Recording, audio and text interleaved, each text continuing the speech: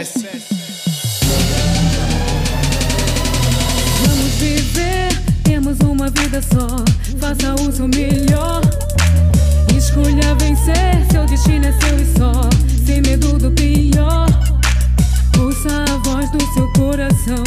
O mundo é cruel, cheio de ilusão. Faça acontecer só. Exército de um homem só.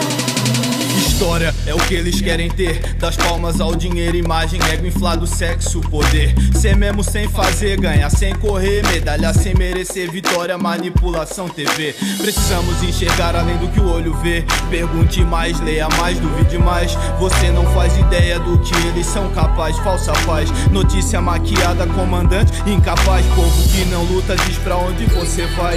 Internet, revista, jornais. Imagem distorcida, música inteligente. Aqui já e sempre foi assim, mas a partir de hoje não será mais. Acordamos do coma mental, do presídio espiritual. Facções do bem fizeram mal. Estado clínico, alucinação geral. Durante séculos amarrado, perdido, breu total. Dinheiro, ostentação, papéis. Vida sem valor, amigos infiéis. Novo milênio, era da informação. Sem informação plausível. Mudamos de nível, mas continuamos invisível. Acreditamos no impossível. Pensar muito se tornou incrível. Nossa ideia é imbatível, infalível. Vilões mascarados de anjos são mães e pais vivendo em pranto. Vidas que passam em branco enquanto prometem muito, mas não fazem nada. Eu clamo, reclamo, e o que era lindo fez, tá? Mas vamos, sem desistir pelos caminhos mesmo que erramos. Seres humanos, seres mundanos, tranquilizamos. Em versos e poesias que atiramos. Pra onde vamos, se eu nem sei nem onde estamos.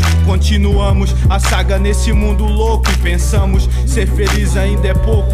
Quero minha fatia do bolo também. É pela luta dos antigos que hoje vou além. Amém, então vem, mas a meta não é pelas de 100. Coração puro, poucos aqui tem. Pragas urbanas, consciência inanimada dos que usam farda. Palhaço sem graça, causam a desgraça. Comandado por gravata, mentalidade fraca. Inteligência artificial, surreal, opaca.